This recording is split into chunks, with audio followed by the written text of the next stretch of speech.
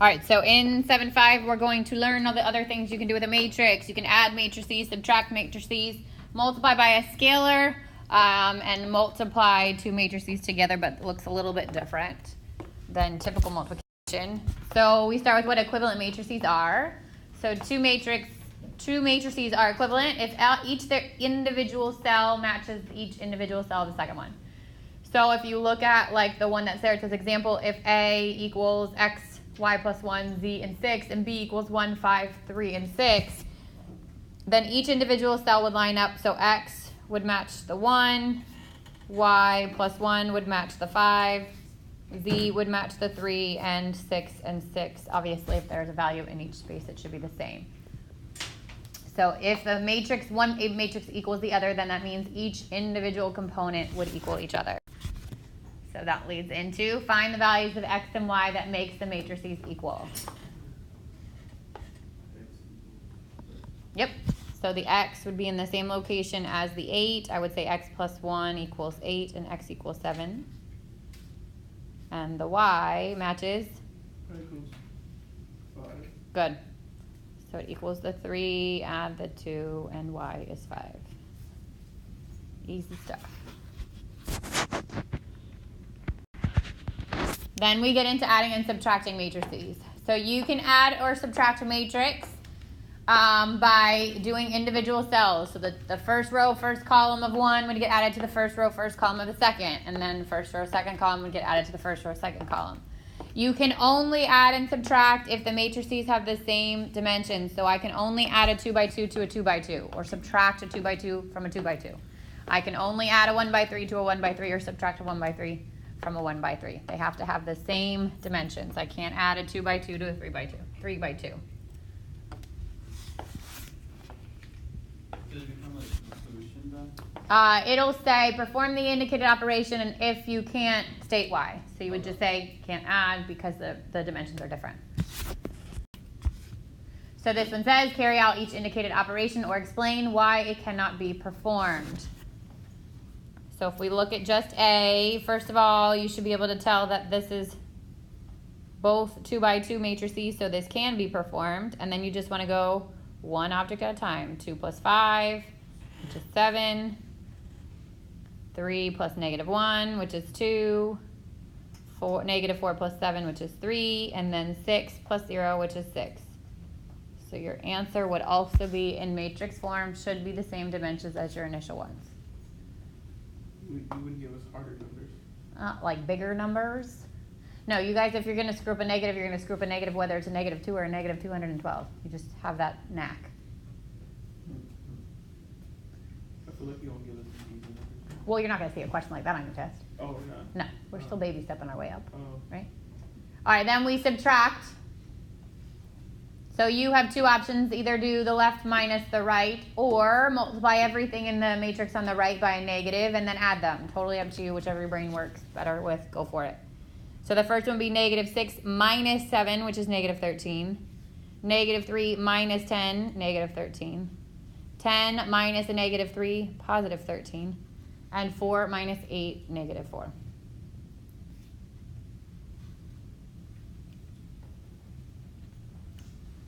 Still with me. What would you say about C? Undefined, because they're not the same thing. Good. Cannot be done.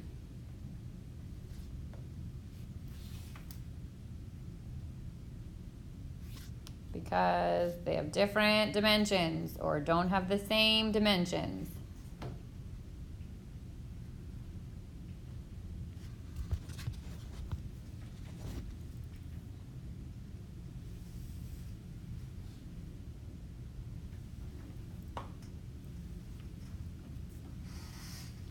Then you get to D, and it is 2 parts. So it's the first matrix plus the second minus the last one. So look ahead and make sure they're all the same dimensions, because if you had 2 that were the same in the beginning, and the last one was like a 2 by 3, and you wasted the time of adding at the beginning, then you wasted your time. But at least you can spot it ahead of time. But these are all 2 by 2s, which means you can do it. So you can go straight across. I can do 2 plus 5 minus 3, or I can do it in parts, whatever works for you. So if I did it in parts and group these two together first, I would get 2 plus 5, which is 7. 3 plus a negative 1, which is 2, negative 4 plus 7, which is 3, and then 6 plus 0, which is 6. And then take that and subtract from it the 3, 1, negative 2, 7. So I'd get 7 minus 3, which is 4, 2 minus 1, which is 1, 3 minus a negative 2, which is 5, and 6 minus 7, which is negative 1. So you get the same answer if you worked all the way across in the beginning, or this. Totally up to you. All right, and we talk about a scalar product. So we talked about scalars with vectors. Do you remember what scalars were? A number that would get multiplied in, right? Same thing for a matrix. So a scalar is anything that's like non-zero. So like 2, 3, 5, negative 10, 22, anything like that. And all you do is multiply that number times all the individual cells in your matrix. So if you saw something like this, it says, again, same directions, carry out the indicated operation, or explain why it can't be performed. Scalars can always be done, so there would be no can't be performed in this case. And I just distributed that 3 into each one. So 3 times 2 is 6, 3 times 4 is 12, 3 times negative 5 is negative 15, and 3 times 7 is 21.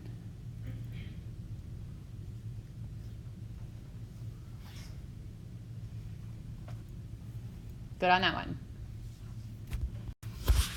All right, now you've got a combination of all of them. So this time it says A is 3, negative 1, 2, and 7. B is 5, 10, negative 2, negative 1. And for A, you're doing 2A. So there's your scalar. Multiply that in. For B, you're doing 3B plus A. So you're going to multiply 3 in on B and then add it to A. And for C, B minus 3A, multiply 3 times A and subtract it from B.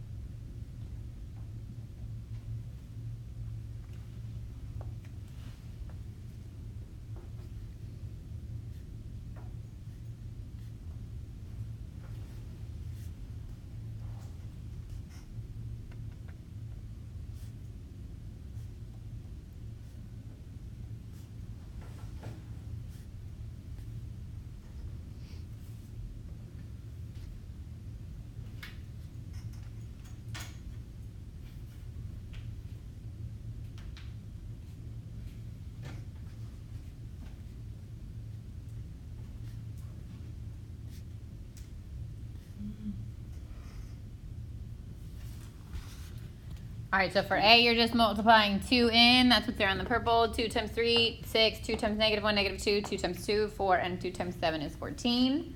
For B, it said to do 3B plus A. So I bring the scalar in on B, which made it 15, 30, negative 6, negative 3. And then add that to A. And you get 18, 29, negative 4, and positive 4. And then C, B minus 3A. So I rewrote B, subtract from it the 3A, which is 9, negative 3, 6, and 21. And you should get negative 4, 13, negative 8, and negative 22. Raise your hand if you got them all right. Okay, good. Easy stuff. So yes, you could actually see something like that on your test. So not too complicated. Mm-hmm. All right, so the last part of this section is matrix multiplication. So this is where it gets a little bit more complicated. You don't multiply matrices by multiplying the first one and the first one and the second one and the second one and the third one and the third one like that. Okay? You multiply matrices by multiplying the row and the column. So if I am multiplying a 2 by 2 matrix and a 2 by 2 matrix, then my result's going to be a 2 by 2 matrix. And I'd get the first spot by multiplying the first row and the first column. So this spot, which is in the first row and the first column, I multiply the first row by the first column. A times E plus B times G. So it's almost like a dot product. When you're doing 2 by 2s, you would multiply the first two together, the second two together, and then add them. When you go to this second one, so this would be first row, second column, I multiply the first row and this time the second column. So it'd be A times F and B times H and then add them together. And then if I go into this spot, which is the second row, first column, I do the second row and the first column, C times E plus D times G. And then the last one, fourth spot would be second row, second column, and I would multiply the second row and the second column. And your result is a 2 by 2 matrix. So we'll walk through a couple examples, but practice is going to help you with these, okay? So the way that I'll show you how to do it in the beginning until you get the hang of it. The way that I would multiply these out is I would actually set up my matrix, so whatever the answer should be, and I would divide it. So if it's 2 by 2, I would do that. And I would write, okay, this would be row 1, column 1, because that's what that cell is. This is row 1, column 2. This is row 2, column 1, and this is row 2, column 2. And then each individual cell tells you what to multiply together. So if I'm filling this space here, I know I have to multiply the numbers that are in the second row by the numbers that are in the second column. So especially when you're just learning how to do these things, I'll write those steps out today so you can kind of see how that works. But that kind of notation is going to help you figure out what you're supposed to be multiplying together. They're not all going to be 2 by 2s. So the rule is there are some you can't multiply together. And the rule is that the middle two have to be equal. So when I write out the dimensions of the first and the second matrices, the middle two numbers have to be the same. If that's the case, then you can multiply, and the result is the outer two. So the result of a 1 by 3 and a 3 by 1 is actually a 1 by 1. The result of a 3 by 1 and a 1 by 3, so the middle two numbers are equal, which means I can do it, would be the outer two, which is the 3 by 3. So inner two have to match, outer two is the result. Exactly.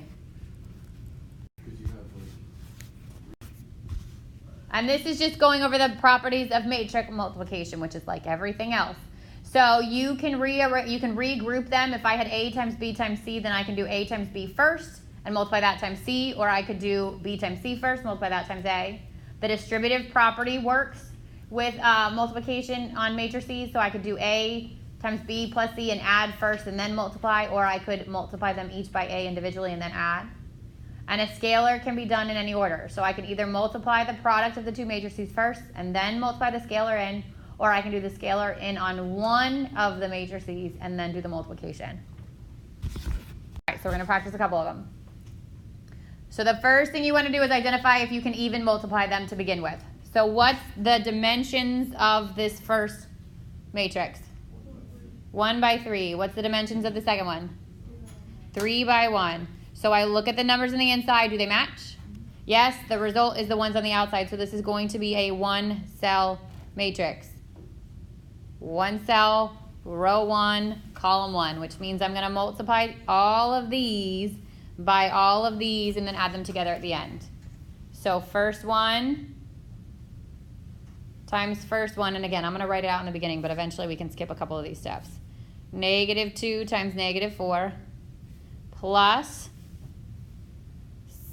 first one or second one times second one, 1 times 1, plus 3, the last one and the last one, 3 times 2. So I get 8 plus 1 plus 6, or 15.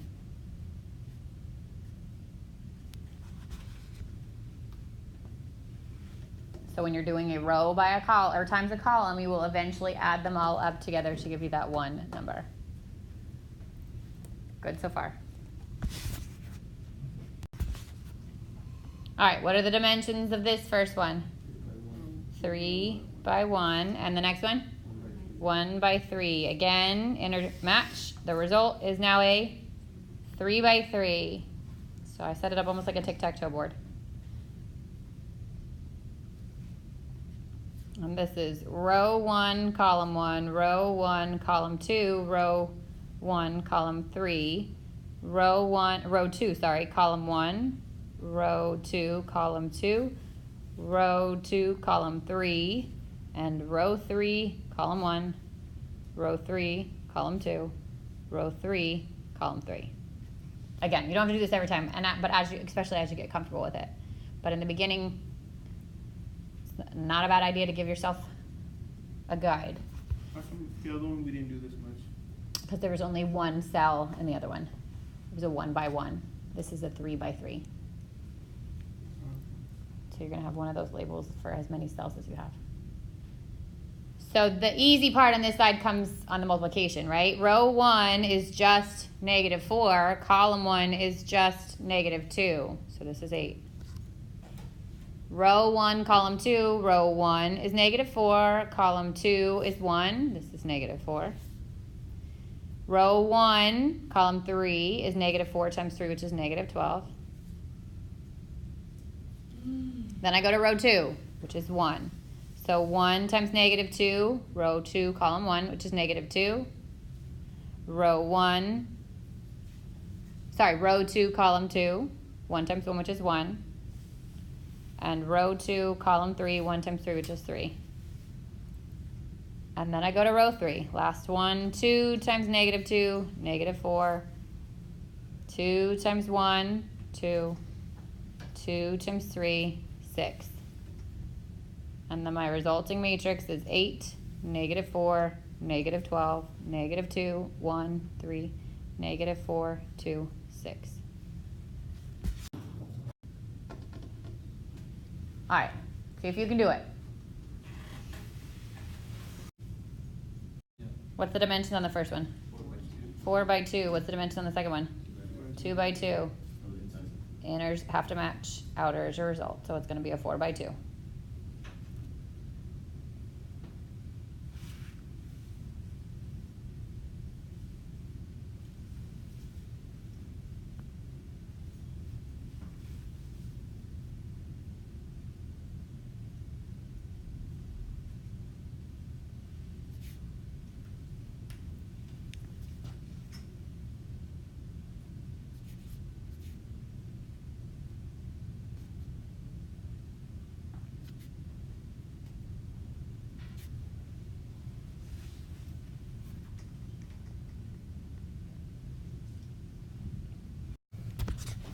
All right, so row 1, column 1 would be row 1, column 1, negative 1 times 4. So I'm going to write this out. Again, you don't have to do this every time, but as you get good at it, you should be okay to not write out every step. Just be careful. Don't make a silly mistake. Negative 4 plus negative 4, which is negative 8.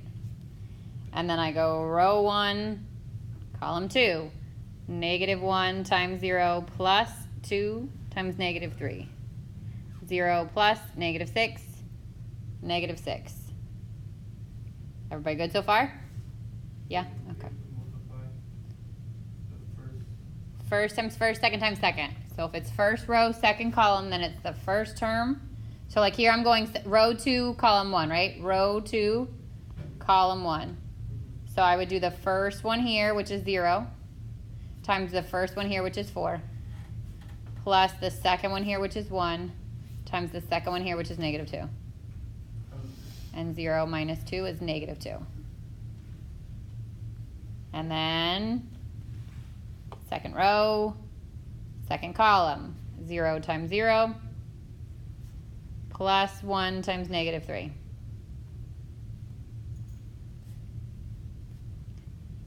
And then I go third row. Third row, do a different color. Third row, first column.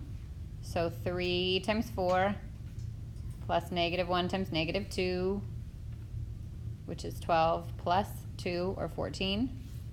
And then row 3, second column. So 3 times 0 plus negative 1 times negative 3. 0 plus 3, which is 3. And then the last one is row 4, column 1, which is 1 times 4 plus 2 times negative 2, 4 minus 4, which is 0. And row 4, column 2. 1 times 0 plus 2 times negative 3. So then I'll just rewrite it to clean it up. Negative 8, negative 6, negative 2, negative 3, 14, 3, and 0, negative 6.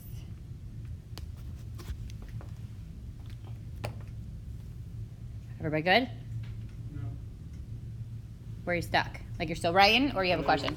Okay, one. Pretty much like, you pick like a spot there, and then like you multiply the first one by rows, and the second one columns. Exactly. So, and that's the benefit of kind of labeling it. If you get lost, you get sidetracked, you take a break from your problem, you should be able to go back to wherever you were. And by identifying the cell you're located in, that tells you what things to multiply. So if I were to just say, okay, this is the spot I need to look at, I know that's row 3, column 1, which means I'm multiplying row 3 from the first matrices times column 1 from the second one. How many of you have a graphing calculator with you? If you take it out, I'll show you how to do this on the calculator.